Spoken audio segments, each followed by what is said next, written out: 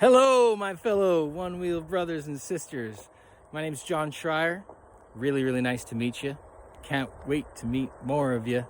I'm on the adventure of a lifetime trying to raise 30,000 in 30 days for the cmbfund.org in memory of my late nephew, Cody.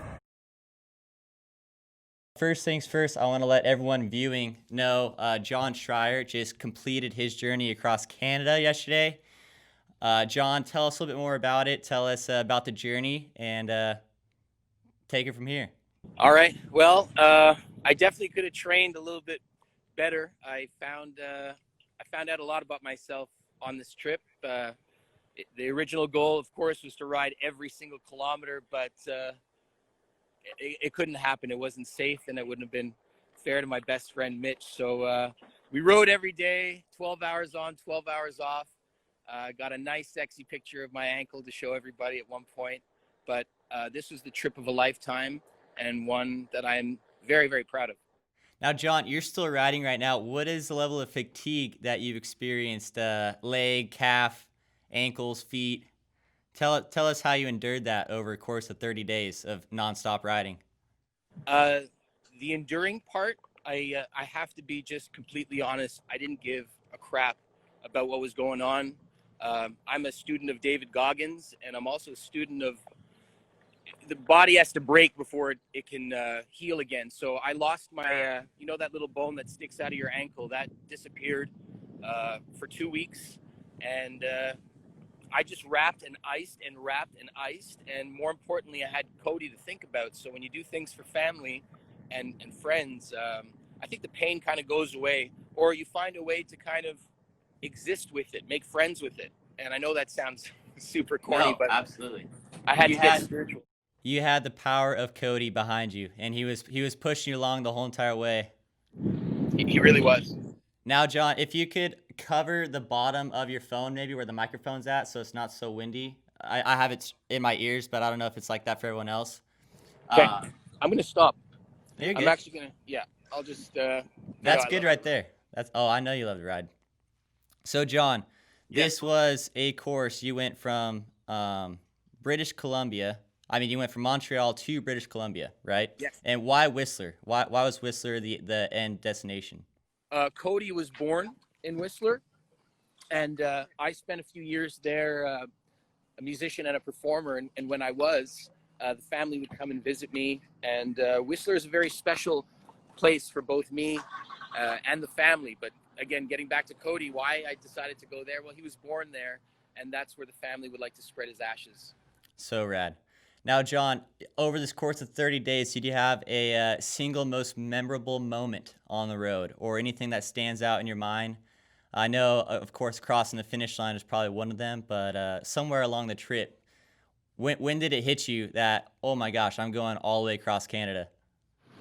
Oh, I knew I was going, but significant parts would have to be the people that I met.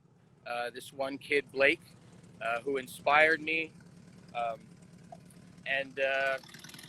Sorry, car was just driving. Oh, you're good.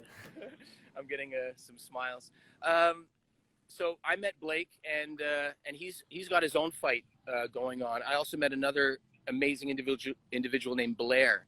So when we talk about significant moments, of course, the trip was absolutely gorgeous and beautiful, and all the pain set aside, the people that I met along the way, that was the best time. And sorry. No. Let it. You're a strong man, John. You're a strong man. Even just to preface this, before this live, John and I hopped on the phone here with Laser, and we shared some words, and we are all on the verge of. I'm on the verge of tears right now. Me and Laser had to crack a beer to get this going. But John, just want you to know you're a very strong man. The whole community is rooting for you, has been rooting for you, and we're there with you in spirit, even though we're not riding with you right now in Whistler, which I wish we could. Me too. Anything else you would like to talk about your journey? I saw also that you had this hockey stick, or was it a field hockey stick that you were carrying around? Tell us the significance of that. So it's a funny story. The day before, on day 3, I got chased by a mad dog, 100-pound, across the highway. it left me feeling a little shell-shocked. He never got a nib of me, but he came as close as any dog has come to taking me off the board at 25 or 26 kilometers an hour. And the stick, I felt kind of a little naked after that incident. And so, not that I would ever use a stick on a puppy, but at least to have something to hold, almost like a security blanket. So the stick Absolutely. I found on the side of the road, and I believe my dad dropped that from heaven. And Mitchie wrapped it up for me, all like sexy style. And then we started to add signatures to it from the people that we met on the road. So initials, people's names. That also gave me a lot of strength just to look at the stick. I don't even know how many names. I don't have it with me. I'm riding a sans stick. All good. But that was the significance, and I'll keep putting initials on it because I think we all know a survivor, and unfortunately, if we don't, we will. And so this stick brings me strength, power, and a little bit of the good stuff. Absolutely. And I see we have your co-pilot behind you. Do you want to introduce him, and he could say hello to the community? My everything. So Mitch is my everything. He did things that no human is really trained to do. But doctor, he was my. He looked at the foot when I was at my worst, and he still, because I was going on the road no matter what. I think I've mentioned that a couple of times. So I have a very, very stubborn attitude, and when I commit to something, it's all the way. Even if I didn't make it, I don't want to sound this like I don't want to get gory, but I was willing to sacrifice my life on this trip, and Mitch made it so that I didn't die. You guys, Mitch, you're a legend. John, you're a legend. What was the hardest part about trying to pull John off the board when you were determining that the circumstances were unsafe? He's a little stubborn. Yeah. A little bit stubborn, but I mean in a good way. He's dedicated. So I just made sure that he didn't break anything, that he was able to continue. And I mean, there's not much more you can ask for, you know? I mean, if I saw that he was really done, then he was done for the day. Let's get off, let's ice, and let's get back on the road tomorrow. And let's talk about energy. So, I mean, this whole entire route, you're waking up early in the morning, you're riding all day, you're sleeping in some unfavorable conditions, sometimes camping, sometimes in a hotel, getting a shower. Do you have any favorite snacks that were keeping you energized on the way? Or I know Laser and I chew through sunflower seeds like it's candy when we're on the road, but I want to hear. Bars, power bars, that kind of stuff. A lot of shakes. A lot of nuts. Yeah, a lot of nuts. Did we do much fruit? I packed fruit. Fruit was meant to be a part of the diet. But we fed them to the horses. McDonald's came on board, and man, do I love me a bacon egg McMuffin. Woo! That gave me, if I had a coffee and an egg McMuffin from McDonald's, I could probably ride for 4 hours, and then all I did was hydrate and drink. So I probably lost, I don't know, maybe 10 pounds, 15 pounds. Great sandwiches along the way. Great sandwiches. We went homemade style. We went to mom and pop shops, and we said, "Can you give us 8 of your best sandwiches?" And we fueled ourselves that way. But we came home with food to spare. We came home with money to spare. I'm sorry to say, my diet I wouldn't recommend it. But that's the road dog diet you got there. That's road dog diet. Exactly. Let's talk about Let's talk about some of the sponsors, the charity, how much you raised. Walk us through that. Okay, I should be by the truck right now. Farmer and Luck, McDonald's, obviously Frigid Rentals and Low Risk Logistics put the truck together for us. We hit our goal of 30,000 in 30 days on day 21. It's actually still rolling, and it's hard to talk about because people, they love to give. And so we were blown away by not only that, but then people started treating us to hotels and stuff. And quite honestly, the toilet, the shower, great, but we prefer to sleep in the camper.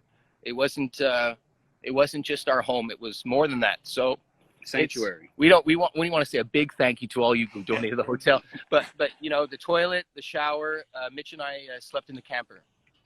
That's a nice camper. I saw some pictures of it. I also saw that you had 3 pints on rotation. How did you go about deciphering when you're going to cycle those out, charging? Was Mitch the guy with the Onewheel app open, letting you know that, okay, this guy's at 100? How did that go down?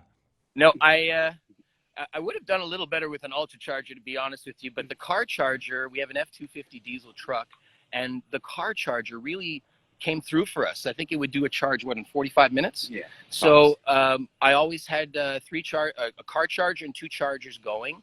I would ride. Sometimes I wouldn't get the mileage, so we had to do a little bit of a waiting game. But that car charger is all kinds of sexy. And without that, the trip would have just really been a lot longer. So I would be on a board in the morning. I wake up, all boards are charged. I did balance the cells every 2 weeks, so I left them in overnight just to make sure they were cool. And and that's what I did, board after board after board after board. And I didn't drain it down to 0% either, kids. It was 10 or 15 because I didn't want to suffer those woes. Lot of hills, lot of hillies. So another thing that Mitch, in his great wisdom, would pitch me at the bottom of a hill, because if the board was fully charged and I'm going down quite a ways, sometimes I was ready to ride and he was like, hey dude, that's looking like it's going down, so take another board or ride uphill for a bit. And so he's the only one I trusted to touch my boards. He kept those plugs clean so that the charging port would never suffer.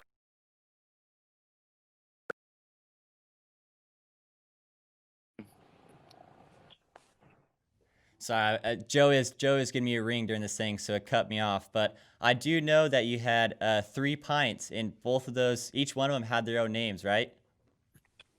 Yes, so I started off with the Nirvana. That was the first one I got. Nirvana, not for the band, even though Kurt Cobain, I love you. It was for the place that it took me. And then I bought 2, thanks to Joe at Kingston Wheeling. Gave me a great deal. And the Journey, so they're called the Journey and the Mac. So the Journey, because Cody's favorite song is "Don't Stop Believing," and the Mac, because McDonald's came on board and really helped us out a lot. So I no longer have the Journey. I gave that to younger brother Kyle, Cody's younger brother Kyle. Awesome. I handed that to him yesterday night and told him I would teach him to ride it the best I can. And so I'm going to hold on to the Nirvana and the Mac because they're my ladies. It was very special to you. And let's talk the folks at home. So when did you start riding, and then when did you decide that you're going to take on this journey all the way across Canada? Because it wasn't too long ago that you picked up your first board. Am I right? Yeah, I knew you were going to go there, brother. Okay, if we're being honest, I bought the board on July the 5th. My first ride, I think, was on the 7th. A week and a half later, I asked the family's blessing to go across Canada, but it's not going to make sense to a lot of people if you don't know who I am. I didn't care about the physicality of it. I got on the board, it made me feel good, and I said right away, I got to do something special for Cody. So yeah, I definitely could have planned it a little bit better. They were just chasing 5 weeks, and I was on the road at September 1st. So yeah. That's incredible, you know, and I see it time and time again that Onewheel in the DMs that the people riding Onewheels say that it saved them, it's brought them so much joy in their life, and we're so happy that we were able to provide that to you.